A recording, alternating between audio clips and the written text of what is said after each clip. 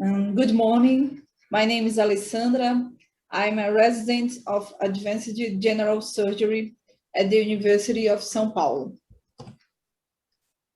The case presented today is a 28 years old man and in the pre-hospital environment and suicide attempt with a gunshot at the cardiac box.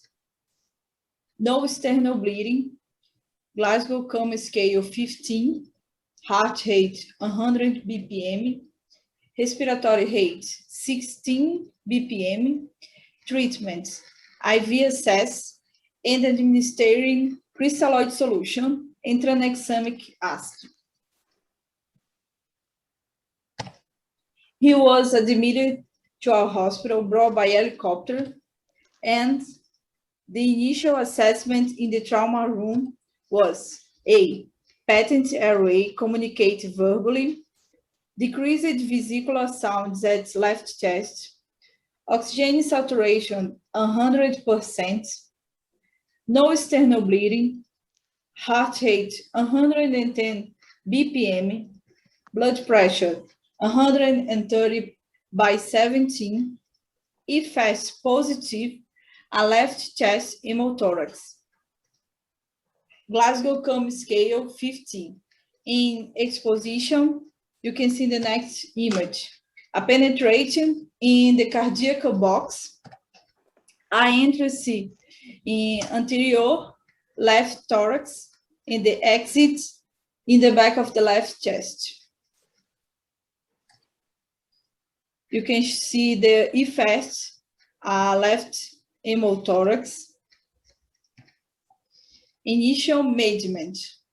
Oxygen was administered, IV access, blood test, morphine analgesia.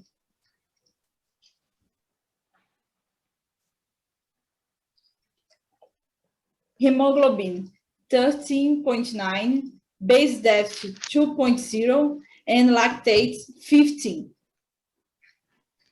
And the next step was a CT scan.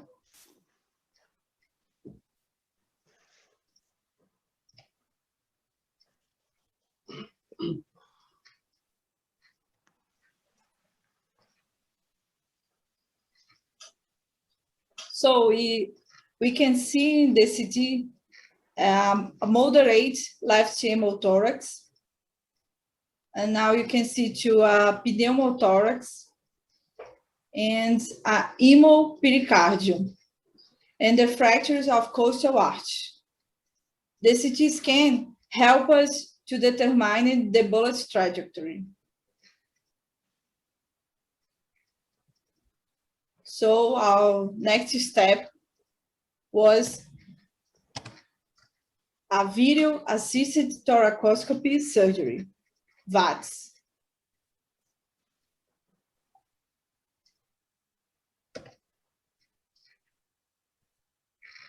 You can say something, Dr. Gary? Dr. Yes, Gary? Or I can continue? No, ma'am. Would you like some input now? Yes. Okay, let's go to Boston. Dr. Hoyman, your comment, sir? Okay, a few comments.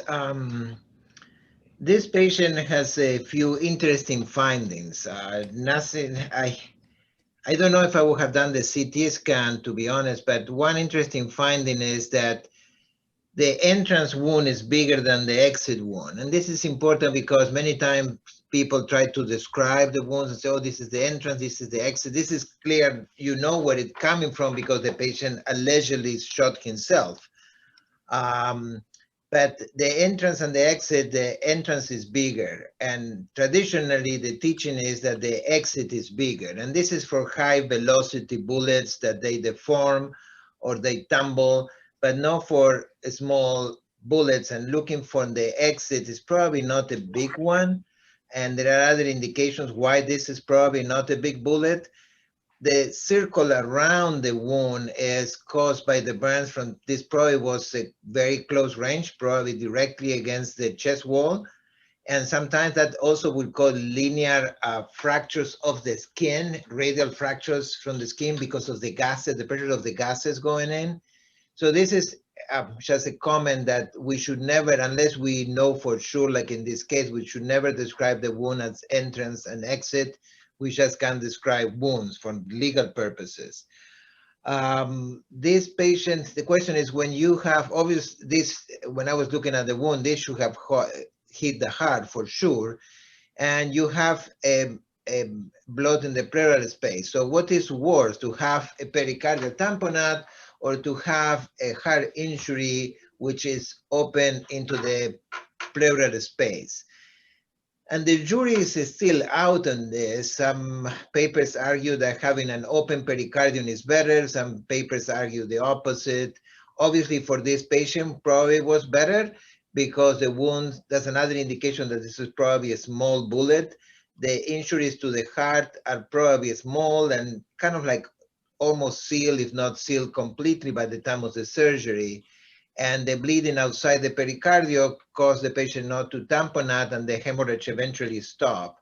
If it's a big hole, the open pericardium, the patient will exsanguinate much faster, and you have less chances of the patient arriving to the hospital alive.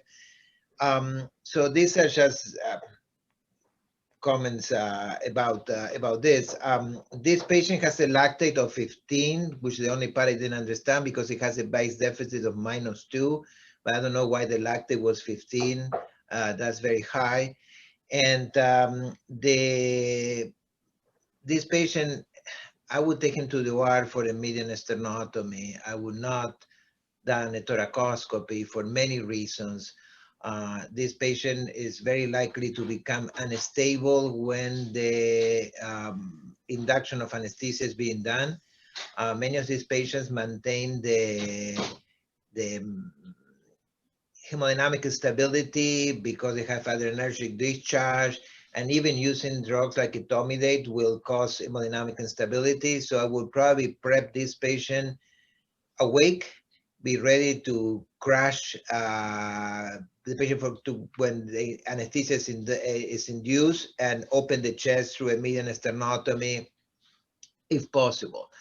The anterolateral thoracotomy has the advantage of being faster. However, in my experience, give a very limited exposure, and I always end up doing a clamshell, which is more morbid, but it's an excellent exposure too. Personally, I prefer the median sternotomy, but I would have done this guys for a median sternotomy. I would not have done a thoracoscopy on this guy. That's my comments. Thank you. Thank you, Dr. Oyman. Bangkok, Dr. Supa, your comments, please. Since this patient was hemodynamically stable at first, I think CT scan may have some helpful information to check the track of the bullet, to check whether or not the bullet traversed the abdominal cavity.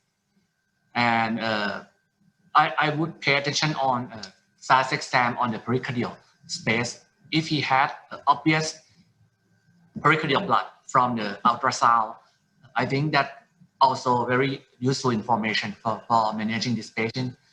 I agree with Dr. Hodgman to take this patient to the operating room after we obtain all the information. And I would put this patient in supine position because it's safer for him. He may crash at any time because he may have cardiac injury. And the incision I would use maybe, in this particular patient, I may prefer left anterolateral thoracotomy because number one, he may also have left lung injury or left highline injury, which may be difficult to approach via a median sternotomy. And like Dr. Hodgman mentioned, if I have limitation with cardiac injury, I would extend the incision to the right chest and make it like partially clamshell incision, not fully to the right lateral chest. That would be my approach. That in this patient may be questionable for me because you have to position him in the right lateral decubitus. You have to collapse his left lung, and it may take time before you can identify the injury. And if the patient crashed, the right lateral decubitus position is not a good position for resuscitation and for cardiac injury repair. Thank you very much. Thank you, Dr. Super. Let's go to Portland. Dr. C. Good morning. Come on. So I think I would have managed it a little different. So I will tell you what I will do. So this is a self-inflicted wound in the box, and patient comes in hemodynamically stable, and yet he has a significant left hemothorax. I think the first thing I would have done would be a left chest tube to see the status of the blood drainage from that cavity. And the next thing would be straight to the OR. I don't think this patient, you don't need a CT scan to figure out what the injury is going to be. But the main thing is going to be what type of incision you're going to use. If you're going to be using a posterolateral or anterolateral or some other type of incision. In my experience, the best view that I will get in a case like this is going to be a pre-planned clamshell incision. I would not waste my time doing anything else but anterolateral thoracotomy and then go right across, and so I get a panoramic view of everything that I want to see. The lung injury, unless he has had a hilar injury, which is, he would have been dead by now if he'd had a hilar injury due to the bullet. So I think the incision that you're going to deploy is going to tell you whether you're going to salvage this patient or not. So I will stop there for the time being. Thank you, Dr. Kasim. Dr. Untrak in Baghdad, your comments, please. Yes, very good commentary. Just learned a lot right there about the entry and exit wounds. I didn't notice the exit wound was smaller. When Dr. Lima reported, it's on that screen, EFAS positive left chest hemothorax, I took that to imply that the pericardium didn't show a pericardial collection, but there's obviously one. So did it not show a pericardial collection on the EFAS? Is that is that true? Yes. It's a false negative. False negative. False negative. So, okay. So, without, with the CT scan, and I agree, it's kind of risky shot in that location because it suggests the wound goes straight anteroposteriorly. So you would expect it not to skirt and go into the lung, but through the hilum or the heart. So I agree, it's kind of risky. And then about the VATS, I can understand the disagreement, and certainly I would not be inclined to do that unless I was skilled enough to know that I could fix something with the VATS. That if I saw something, I can open the pericardium, whatever, and get control over the hilum.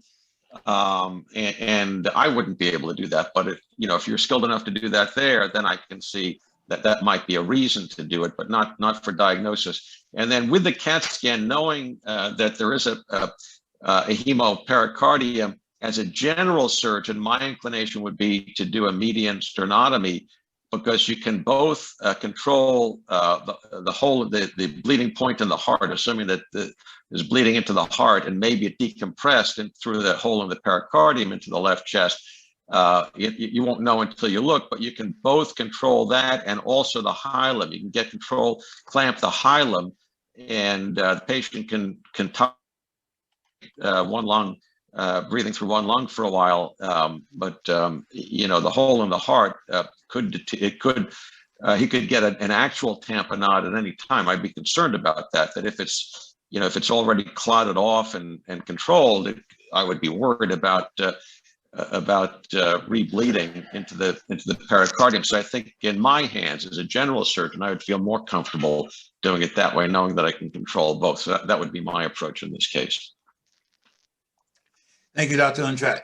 Dr. Ruiz-Pierre, your comments, sir.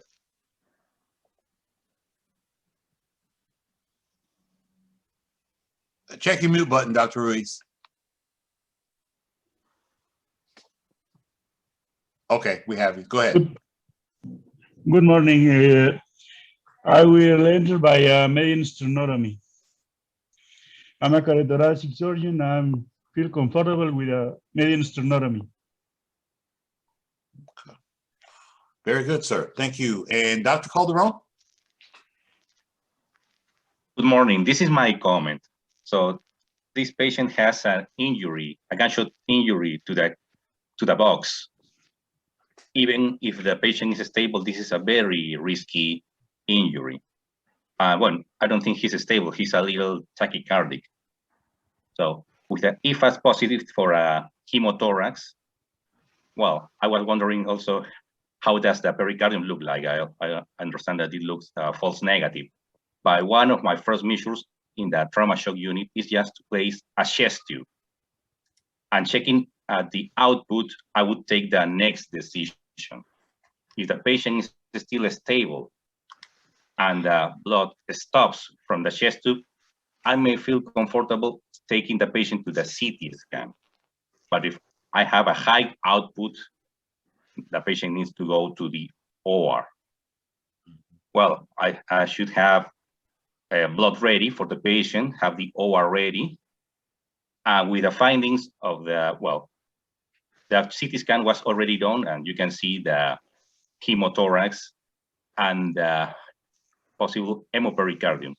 Well, obviously, I would take the patient to the operating room, but I'm not brave enough to do a thoracoscopy. I think the patient needs a thoracotomy. The approach, well, as your training mandates, what I would do is an anterolateral, and I can extend it to the clamshell if I need it. That's my comment. Thank you. Thank you, sir. Go to Dr. Flug in Sao Paulo. You have a comment, sir?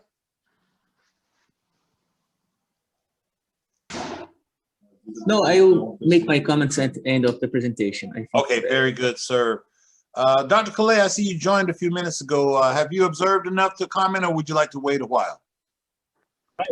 I want to wait a while because my internet is not good today, and I know what's happened in the case. Let's go to show what people discussed, and then I can at the end I can show the comments. Okay. All right, very good, sir. Also, in the meantime, if you could reposition so you have a little bit better internet, that would be good so we can hear you more clearly. All right, if we have no more comments, we'll return to our presenter, Dr. Lima. Okay.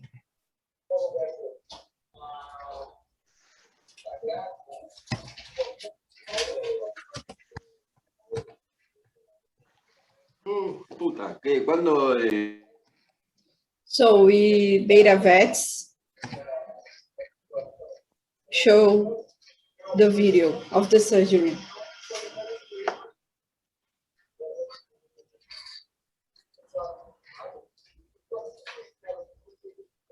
And we can see a hemothorax. So we had a aspiration performed by the hemothorax and a hemothorax clots. We aspiration of all the hemothorax and the hemothorax clots, and we wash with crystalloid solution. Now you can see the acute injury without bleeding. So now we see the laceration of the pericardial sac. We can see the entrance and the exit of the bullet. Now we made a pericardiotomy.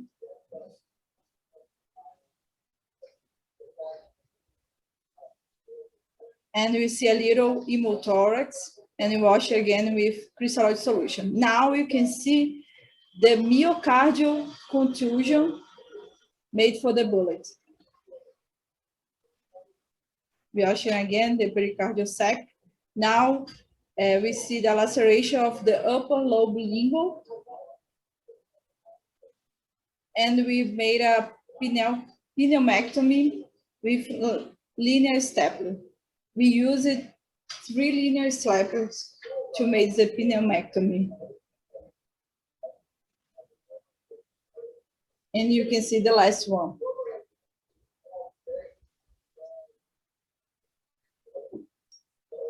The next step was to make a pericardium sutured with the Stratafix.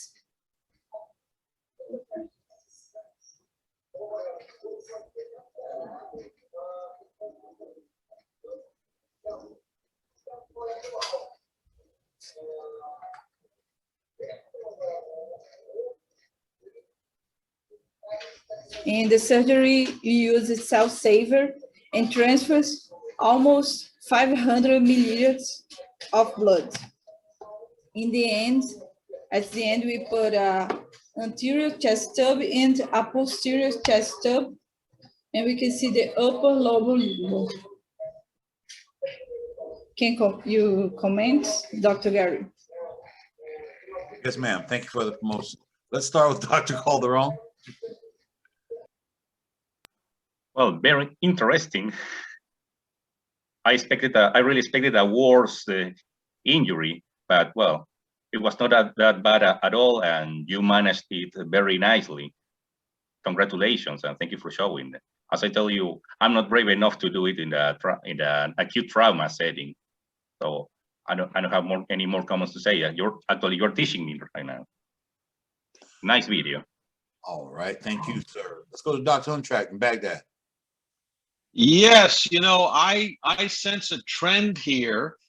It seems like over the last couple of weeks, it's becoming apparent our colleagues in South America are in the vanguard of surgical treatment and just putting the rest of us to shame. And I kind of suspected I'm learning now, when you see something like this, then I kind of guessed that probably they could solve the problem. So let me just, my earlier comment, I neglected to say that if I were seeing this patient, so the EFAST would have shown a left hemothorax and a negative, but false negative. Well, I wouldn't have known it was false negative pericardium. So I would have done as Dr. Casa mentioned, put a chest tube in immediately.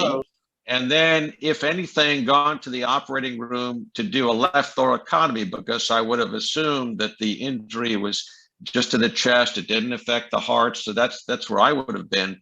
But at the same time, based on what you found, once the chest tube went in, there would have been an initial collection of blood and then no more. And then the patient was doing okay. So in retrospect, what they did there, I guess, was, they really helped the patient out. But still, I think that our colleagues in Brazil, both cases, last week and this week in Brazil, they're a little bit more advanced, I think, in their, they weren't both lucky both times, twice in a row. I think they're onto something. And, I think that's great work to be able to do that, to do a VATS and be able to solve the problem with the VATS. That was terrific. And just a question for Dr. Lima. So what happened was the bullet went through the pericardium, caused a myocardial contusion, then through out the pericardium, and then through that little piece of lung that you removed. And the bleeding was from that little piece of lung, really. Is that what happened? Yes, doctor. The piece we required of pneumothorax and area fistula. Right. Well, very, very good. That was, that was really very impressive. Thank you, sir. Dr. Ruiz, your comments, please. Well, I congratulate the team of Brazil to make this case and present to us, but I really don't advise the VATS as needed. Sorry. All right, thank you, sir. Portland, Dr. Kassim. Check your mute, sir. All right, you cannot argue with success. This is not the normal thing that other people will do in the United States. I have never heard of something like this, but it is a marvelous video and very educational what you did, and it was very well executed by the team in Brazil. So I take my hat off to you for doing this. A, you are very brave. Two, B, you are highly skilled. Both of them contributed to a tremendous success. So I have one question for you. When you looked at the lung, was it bleeding at that time? No, was not bleeding. We had the Right. doubts too if you had the pneumoectomy, but we feel better for the patient concerned because the aortic fistula. So my question would be, if you would have put a chest tube in and drained the thoracic cavity, and since you did not have a positive pericardial collection on the EFAS, and you just observed the patient, didn't do anything at all, would he have gotten better? It's possible.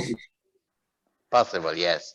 So, but still, I think the way you did it is the best approach for the patient, and I congratulate you. Very well done. Beautiful video. Thank you.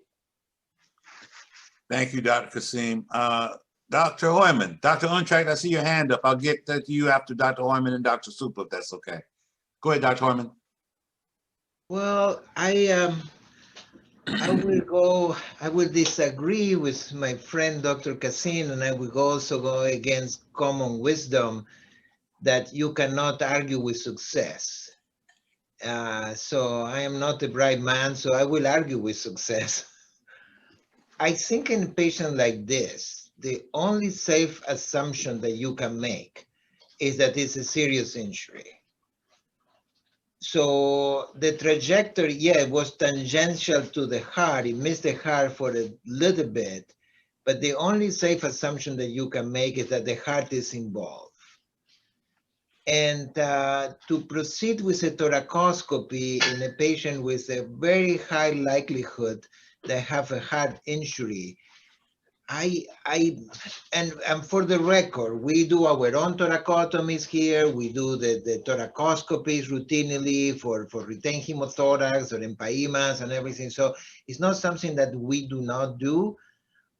We are open to new ideas, but I think that this was a very risky move, and the things went well, but it could have very easily gone wrong. And I wouldn't have done it that way, and I don't think any one of my surgeons would have done it that way. But that's me. And again, I am going again common wisdom and smarter people than myself, like Dr. Kasim, who was saying that you cannot argue with success. But I'm sorry, this time I have to disagree. Thank you. Thank you, Dr. Hoyman. Bangkok, Dr. Supla, your comments, please. In trauma cases, I was taught to be prepared for the worst case scenario. And I agree with Dr. Hodgman and Dr. Jose that in this particular patient, we have to think that he may have cardiac injury.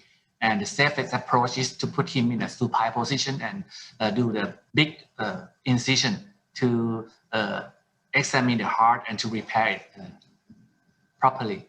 And the second point in this patient, for me, after I open the pericardium and repair the cardiac injury or examine the heart, I always leave the pericardium open because from my perspective and what I've been taught, it's okay to leave the pericardium sac open and drain everything through the left chest tube or right chest tube, depending on which side of the injury. And I was a little bit scared when I saw you try to suture the pericardium close using the thoracoscopy with the heart beating underneath the needle. But you did that successfully. Thank you very much for sharing, and I learned a lot today. Thank you, Dr. Supa. Dr. Untrack has additional input. Yeah, so, you know, even though I take my hat off and I applaud what they did there, if I had a case like this, I wouldn't do that because that's me. I'm not, you know, I don't have that kind of thoracoscopy skill. But, you know, in our protocols, I think in this case, knowing what was found, the chest tube goes in, there'd be, what, 500 cc's of blood, no more bleeding. And then by our protocols, because it was through the box, regardless of the negative view of the pericardium, this patient would have to go up, assuming that, you know, little drainage from the chest tube, and still undergo a subxiphoid pericardial window at least, right? And then from there, the blood would be found, and then would come to a median sternotomy. And but wouldn't that be the usual course in most of our hands? I'm just curious what the others said, what Dr. Oyman, Dr. Kassam, and the others think, Dr. Supa. That was directed to whom, Dr. Untrack, the question? Well, basically, I just raised that point for discussion that, you know, that in our protocols, what the rest of us would do, what Dr. Supa would do, or I think the patient would come to a subxiphoid pericardial window, given that not much drainage out of the chest tube, and then, you know, because it was shot through the box, regardless of the negative view on the ultrasound, would still need to have the subxiphoid pericardial window. The blood would have been seen, and then would have to then proceed to a median sternotomy. Isn't that the way it would normally progress in most of our hands? If I may, yes, Dr. Guntrack, I agree with you. There was a paper from South Africa like 10 years ago. They observed patients with positive subxiphoid window. They have blood, but not ongoing bleeding, suggesting that there was no bleeding, active bleeding at the moment of the subxiphoid window. You can put the drain and observe. But after that, there were many critiques to the methodology of that paper.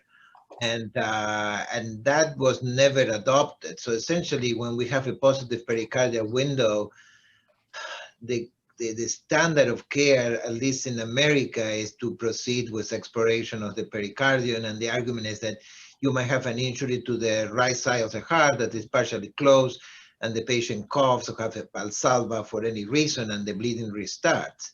So yes, I agree with you. I also think we need to be open to new ideas, but this is kind of like, maybe this is the future, I don't know. But for me, this, as Dr. Supa said, we always have to prepare for the worst. And I don't think, my question to the presenters is, if you would have an open injury to the heart, how you would have repaired that? You will do a thoracotomy, how you will repair that injury if there is an injury found? A thoracotomy, probably a clamshell surgery. But the patient is in a left lateral decubitus now. Sorry, right lateral decubitus. So you have the right side, the left side up. So the patient was not in lateral decubitus, it's in horizontal plane.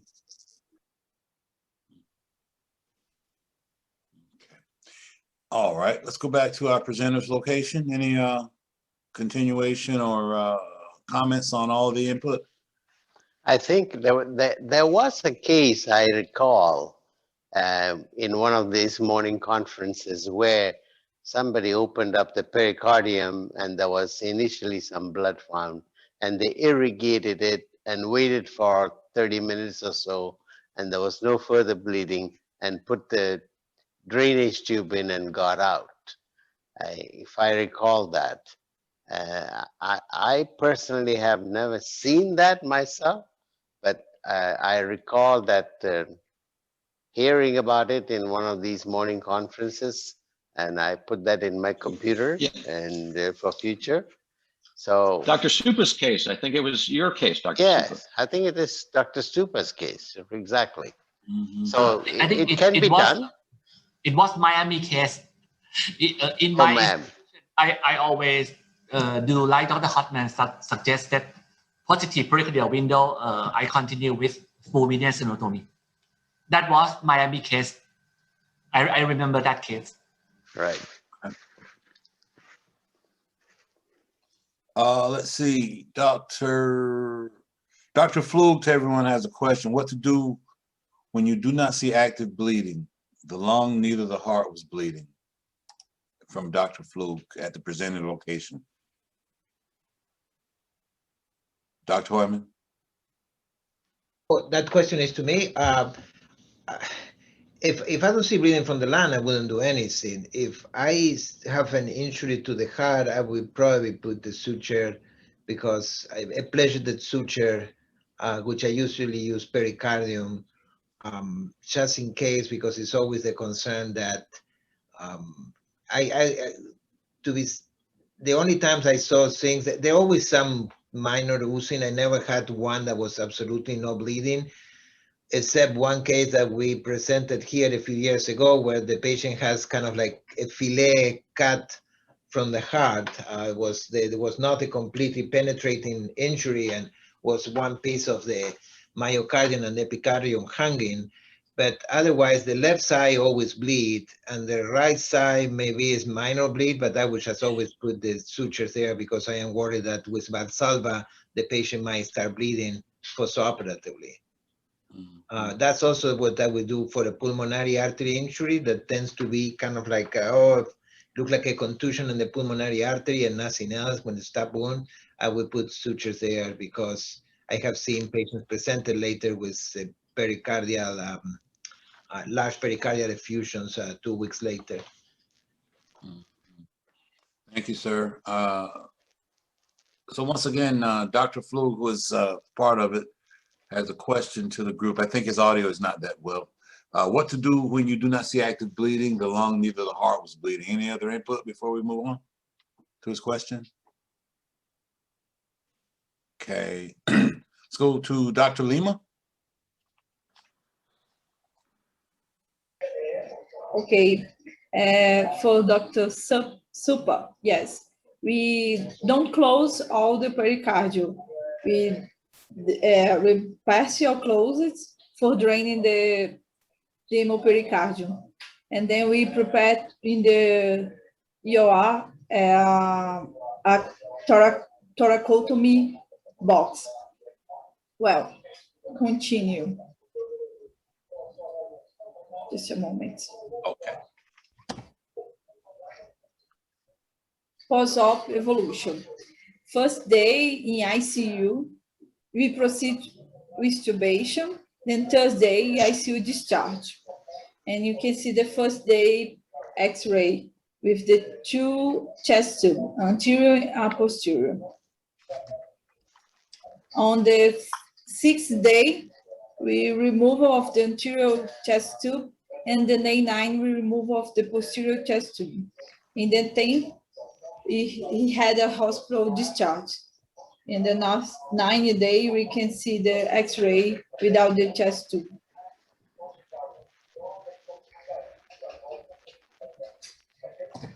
To end this presentation, VAT should be used at the discretion of the general or trauma surgeon as part of a clinical pathway, rather than being a tool reserved for specialized thoracic surgery after a consult. It is commonly done in Western Europe and may delay treatment. Thank you. Thank you, Dr. Lima. Dr. Calais, would you like to comment now, sir?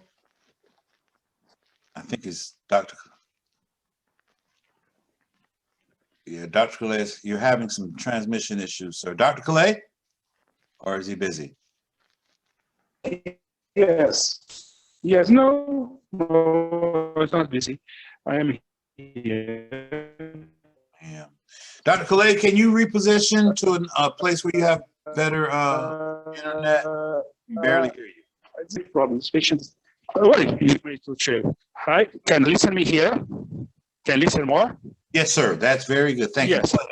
Okay. This case is interesting because sometimes when they have precordial injury, sometimes we have people with stable.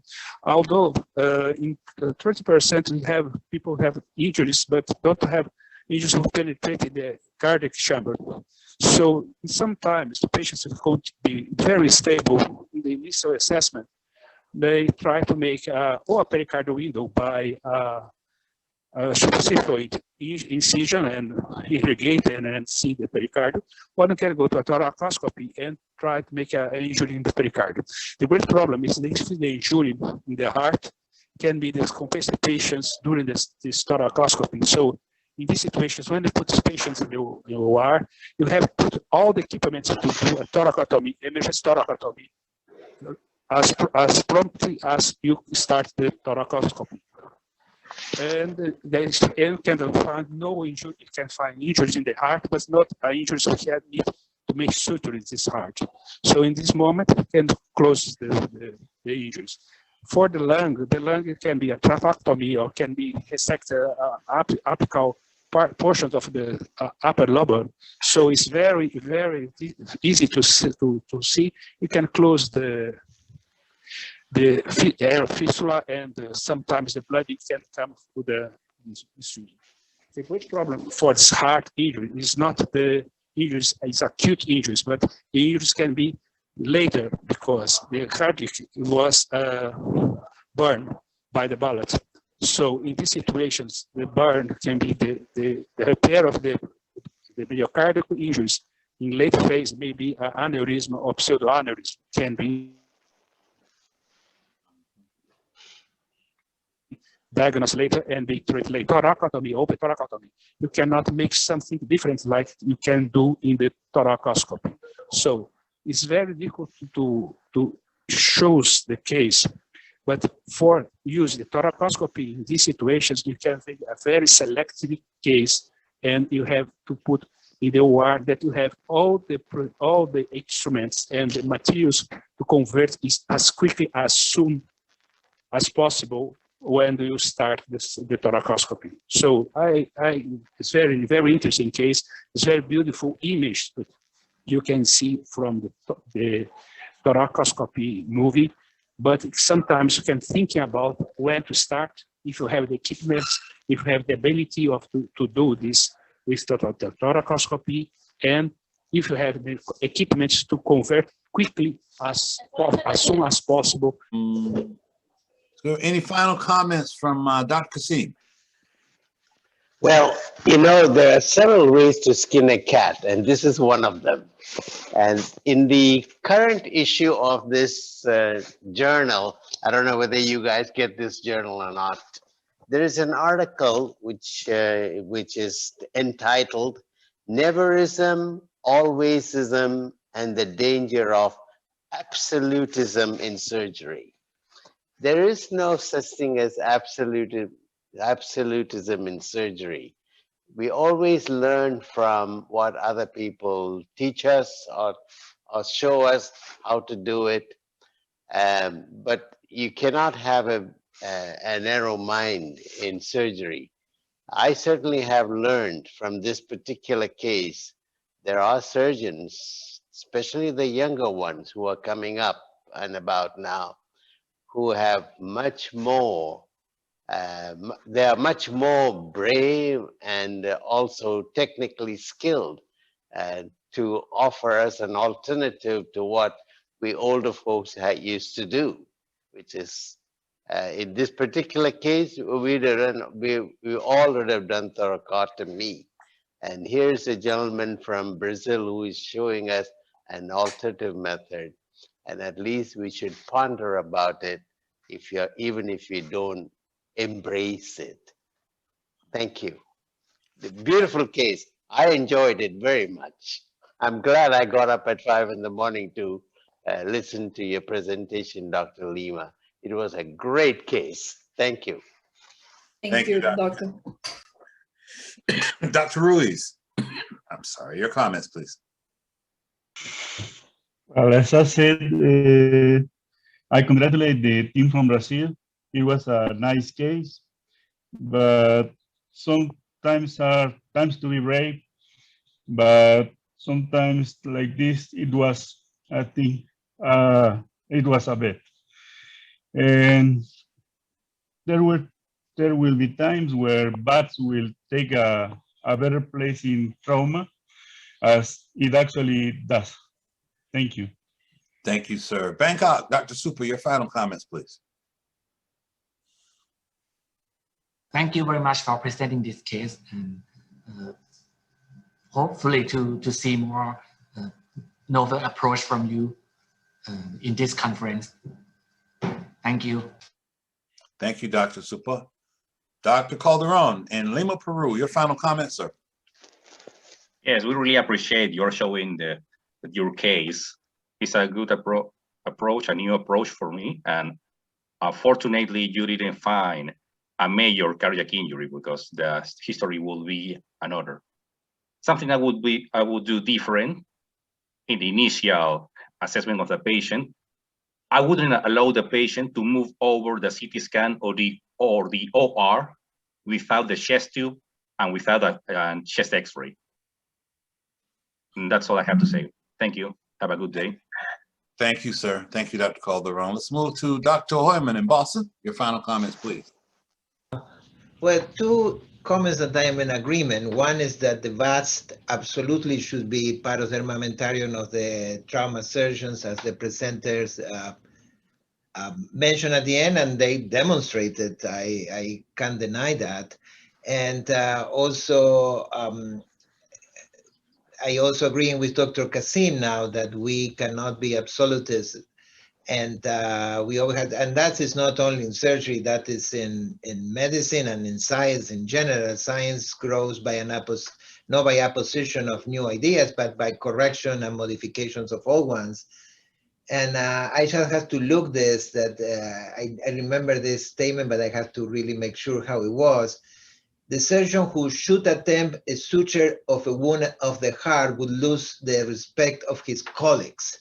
And that was said by none other than Bill Roth. So we should be open to new ideas, absolutely. I think that the new ideas should be tested and may prove that they are safe. So that's kind of like in agreement with Dr. Kasim this time, which I usually am, but this was the only time that we have a little bit of a difference. Okay, thank you. Thank you very much, Dr. Hoyman. Baghdad, Dr. Untract, your comments, sir. Final comments, please. Yes, two brief questions and a little bit of a more involved question for Dr. Lima. So I assume that you also addressed the underlying problem, and before the patient went home, was cleared by the psychiatrist to go home, number one. Number two, did you say the audio was a little muffled, but did you say that you did the VATS with the patient supine? It sounds like that you did. And thirdly, is this your approach for all of these cases, or was there something about this case clinically that prompted you to take this, what seems to us a novel approach? I mean, what you're thinking here, what prompted you to go down this path? Was it automatic or something about specifically this case? Thank you. In the surgery, the patient was a little in a lateral because we have afraid we made a thoracotomy. And about the thoracoscopy in trauma, we have my attending, Dr. Pedro, he has done another thoracoscopy in gunshot wound, and we have success if the patient was stable. Stable, you can try to, but in this condition.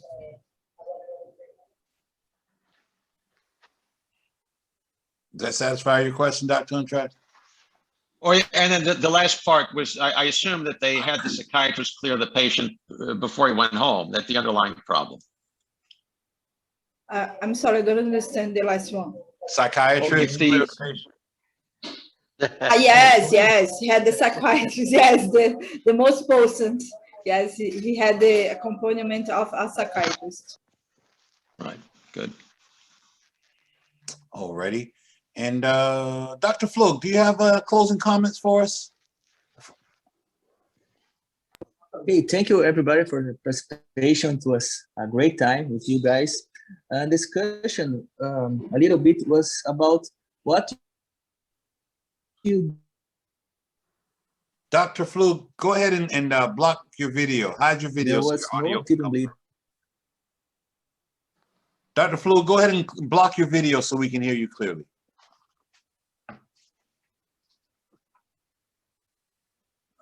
Let's see, I think we might have lost him. It's just but we case.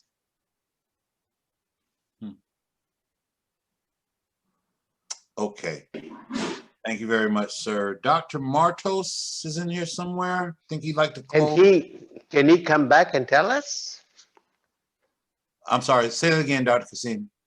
Can he block his video and repeat what he told us? Because I think he's got an important message. Yes, sir. Dr. Fluke, down there in the lower left corner of your screen, where it says start video, picture of video camera, go ahead and click that because we missed your audio. And if you block your video, we should be able to hear you better. Lower left corner of your Zoom screen. There you go. Now go ahead and speak, please. Repeat what you told us. Thank you guys for participation. It was a great time with you. And discussion was about what do you do when you don't see active bleeding? Neither the lung or the heart was with active bleeding. The VATS was just another way to approach the thorax. The patient was stable and without active bleeding all the time. That was the pitfall of the case. And the VATS just turned this approach better because he has what, how can I say, was not so aggressive as a thoracotomy is ER. Just this, the patient don't have active bleeding or stable, was stable all the time. That's the main characteristic of the case. Stable patient with no active bleeding. Okay. All right, sir. We heard you that time. Don't know if anyone wants to comment on that before we turn over to Dr. I do have a question for him, Gary. Go ahead, please. Could you ask him if he would have put a chest tube in and what he would have done afterwards? That was a question for you, Dr. Fluke. That's an excellent question. There's possible to, when we did a CT scan and we see the hemopericardium, that's changed all the approach of the patient. Because if the patient do not have a hemopericardium, just a chest tube will be enough in this case. But when you see the hemopericardium, the TC scan, we are invited to do a surgery. Then you know how the things go with the case. Thank you, Dr. Fluke. So if no one else has any comments or questions, we'll go ahead and turn over to Dr. Martos. Let's see if he's still here. Yes, I'm here. Yes. Hey, everybody. Good morning. I was watching, listening, and post-call here. I'd like to say it was a very good case. Congratulations. And we all learned with each other throughout these 11 years of this meeting. And I remember like 10 years ago, we had a case from the military hospital from Colombia. Dr. William Sanchez presented, had like a penetrating injury to the chest, the Ziegler zone, with a knife. And then he showed a video that the patient had a cardiac injury. He showed like the blood pumping from the heart. And he didn't put a stitch, he just put some fibrin glue there and stopped the bleeding and stopped the case and finished the case. Everybody was, wow, you know. So the message that you have here since you have a lot of residents, fellows, young surgeons, that there's always multiple ways to do the same thing, to treat the same patient. And the super can remember every morning during sign outs here, we used to talk to the residents and fellows. When you do something, there's the way you do to the board, that the way you do if somebody ask you in a board for the board of surgery, that's the safest way to do. If you're going to deviate a little bit the protocols, the guidelines, do something different, you need to be sure that you know how to react fast. If institution is ready to do that, and if you have everything needed to react fast. Okay, if you're not going to do a pericardial window, sternotomy, thoracotomy, you're going to do a laparoscopic approach or any other approach, you need to be sure if you find a problem, you have everything that you need to open the chest right away and available, and you can do this quickly. Again, everything is, you need to use common sense throughout your career, and I think that's the most important message to everybody. Sometimes with time, with experience, you can deviate a little bit protocols, but maybe if your hostel is a small hostel, or if you're not sure, do the safest thing. But when you deviate, be ready to correct, to access problems quickly, and be ready for that, because if you do something different, a lot of people can question you. Again, thank you for a great presentation, another great meeting. And again, please talk to Valeria to register for the coming weeks. The idea is to every center, every physician that connects here should have opportunity to present. So I really encourage everybody to present, and we keep learning with each other. Thanks a lot. Please go to Panamerican website. Try to join the society. Become a member. All these lectures, all these presentations are available for the members of the website. Thank you very much, everybody. Back to you, Gary, and the final comments from the presenters. Thank you, Dr. Martos. Great job presenting, Dr. Lima. Want to congratulate you on that. Thank you all for joining. Anyone have any comments before I wish you all a good week and a good, safe weekend? I'd like to thank you, my attendants, Dr. Pedro and Dr. Adriano Fuggi. Thank you, everybody. All right. Thank you. Be safe, everyone, and we'll see you next week, okay? Thank you for Good work, joining. Dr. Lima. Good work, Dr. Lima. Congratulations. Excellent presentation.